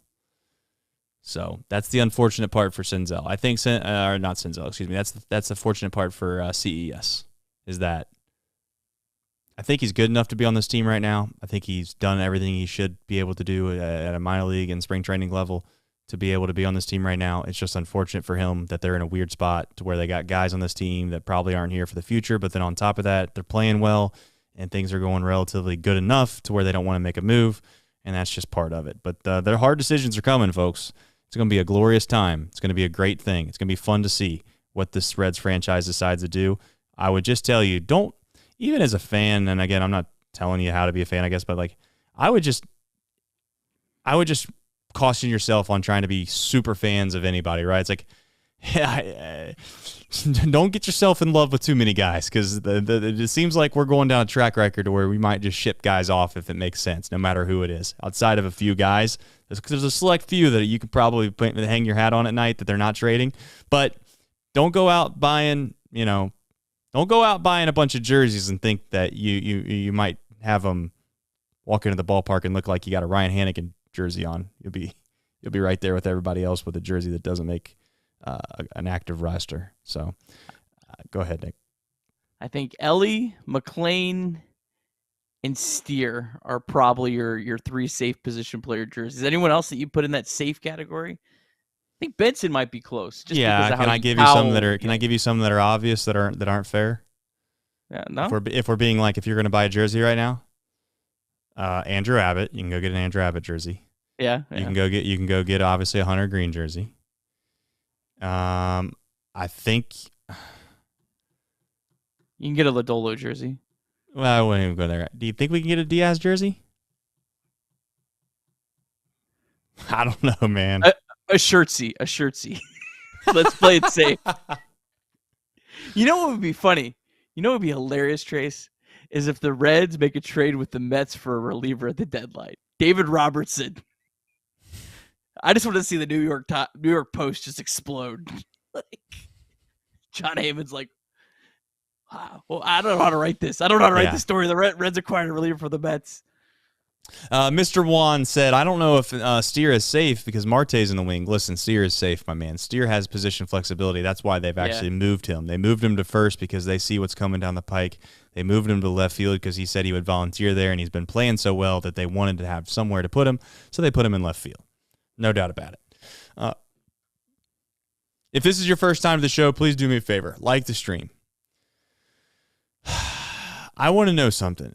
Nick, do you think that we should open the floodgates right now for Chatterbox Reds night? Should we do that or not? Why wouldn't we? I think we should. Reds are at first place. Yeah, Strike while the iron's hot. I think we should. We have two special things that are coming. One, the merch store. You can get Chatterbox Reds night tickets now. So it's ready to go. Chatterboxsports.com. The merch is already done. It's in there. If you go to don't everybody leave the stream at once, okay? Go to chatterboxsports.com. You can go in browser. You can go into the merch store. I'm going to forewarn you, though, that the first batch of shipments, I guarantee I will get them all out to everybody before the Chatterbox Reds night, but it's going to be a little bit of a slower turnaround because the Printer's got to get all of the screens made. It's a whole process. But then after that, it'll be probably 2 or 3 day shipping, and we'll be on with it. But that is available now. So if you spend $100 in merch, you get a free ticket. Basically, you just got to add the ticket in there, use the code, you're on your way. That's chatterboxsports.com. Click on merch, you're on your way. We'll also have blogs starting, I believe, over the weekend. So we will be doing blogging, and we're going to add that to the repertoire. That will be on chatterboxsports.com. Paul's running that show, so he might be able to tell you when, but I think it's going to be this weekend. Mr. Juan, it's not $200. I know that I butchered this last time. It cost the company $100 to buy the ticket. So we had to buy $100 per ticket. It comes with a buffet. It comes with 2 drinks. It's not a horrible deal, if we're being quite frank. It's not. I get that it's a little pricey, but it's not a horrible deal. Let me be clear I'm going to try this one more time. If you spend $100 in merch and you add the ticket in, your ticket in, the total says $200. You put in the code CBOX, it takes the price right back to $100, and you get the merch and the ticket. We're basically losing money. I mean, I know it sounds stupid, but we're losing money at Chatterbox with this. I just want to try to get people there. I want people to enjoy themselves. I want people to get merch in their hands. We're losing money. I mean, there's no other way than saying it. I'm giving you 4. You're getting 4 shirts. You get the chance to go to the game.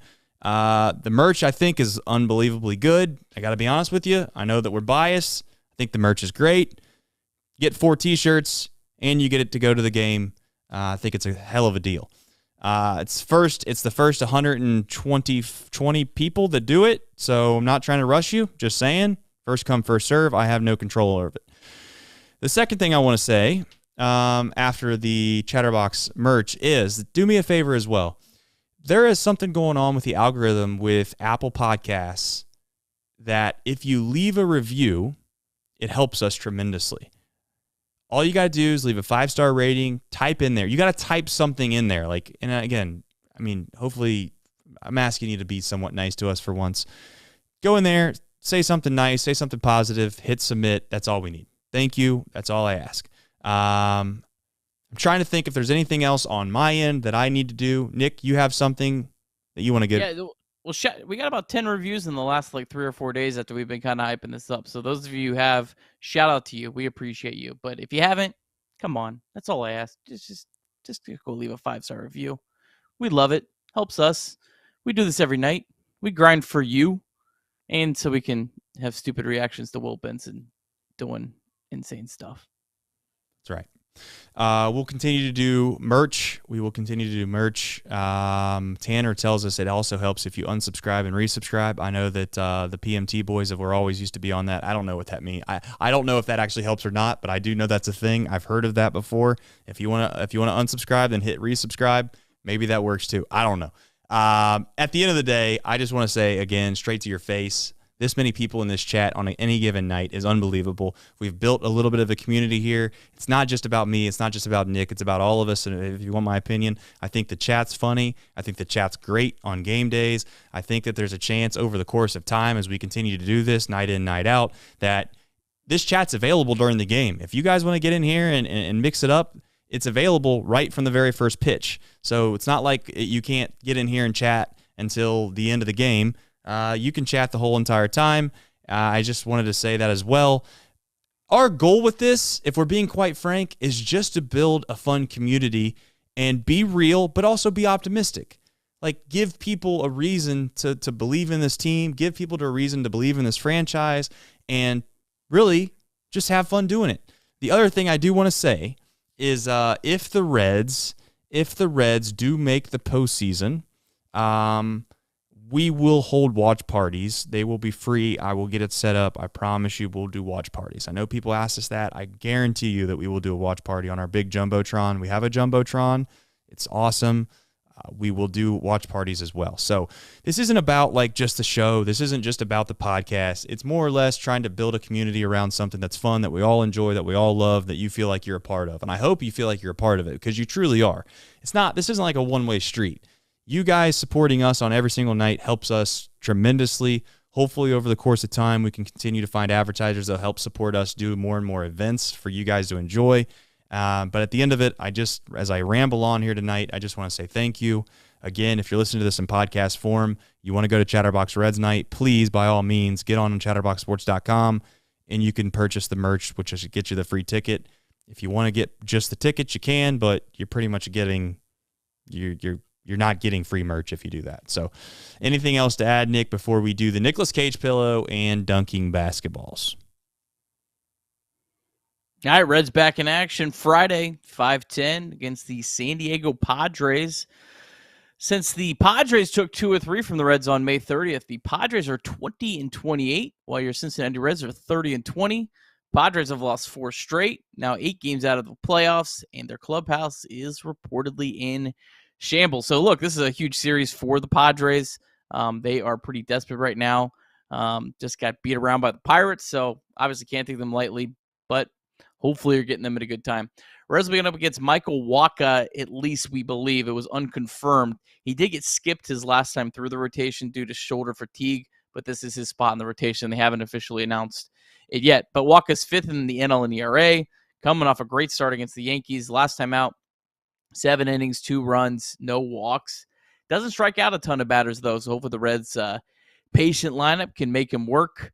Maybe make some mistakes in a small ballpark. He threw 6 shutout innings against the Reds, just allowing 2 hits back on May 7th. The Reds actually came back and won that game 2-1 in extra innings. Stuart Fairchild, Nick Senzel, Henry Ramos, Kevin Newman, and Kirk Casale were in that starting lineup. That's how far we've come since then. Wacha 12-3 with a 2.57 ERA, 21 starts against the Reds. Current Reds, however, though, 279 average, 787 OPS against them. Joey Votto, 17 for 46, 2 home runs, 370 average, OPS over 1,100 against him. Probably Nick Senzel would be out of this lineup. He's 0 for 13 against Wacha. And then Graham Ashcraft gave up 10 hits, 6 earned runs, and 3 bombs in his first start back against the Braves. Ashcraft, though, when he faced the Padres early in the year, was actually the same matchup against Wacha. Only allowed 1 run in 6 innings back in May. So Reds, Padres 5-10 because of Taylor Swift. Big weekend for the Reds back at Great American Ballpark. This weekend is going to be wild in Cincinnati. Just stay safe. Stay safe, man. I mean, absolutely incredible. We have a Nicolas Cage pillow to do. I seen someone talking about the other day or earlier in this chat talking about, this show and blah, blah, blah. This show's a little different than most. No free ads. But you know what? I feel like tonight deserves this. You know what I'm saying?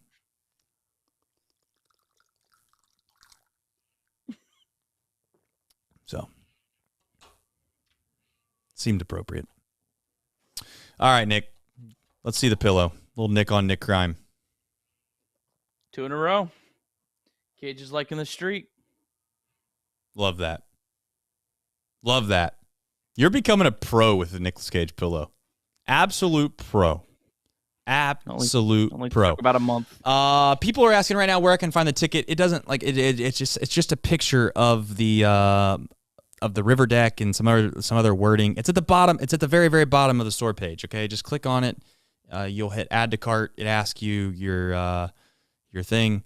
The merch store comes in men's sizes. Yes, the merch store comes in men's sizes. All right. If you have any more questions, you can always send me a DM or send me a message on Twitter. I'll do my best to keep up with it. I don't know what else to tell you. I'll do my best to make it more evident. Maybe I'll put it back at the top. But nonetheless, there's a dunk to be had. Cue the outro music.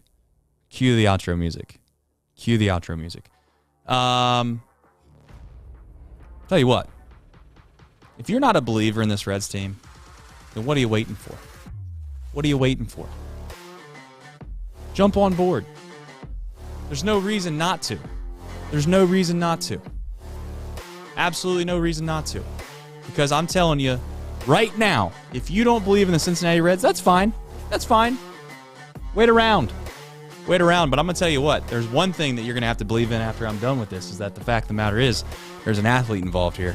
And I'm about to go show you. But more importantly, as always, thank you for your kindness in watching this show, and most importantly, go Reds.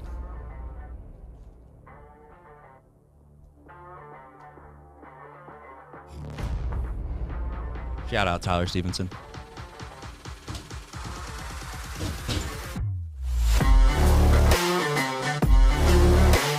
Wasn't the smoothest, but it wasn't the worst. Athlete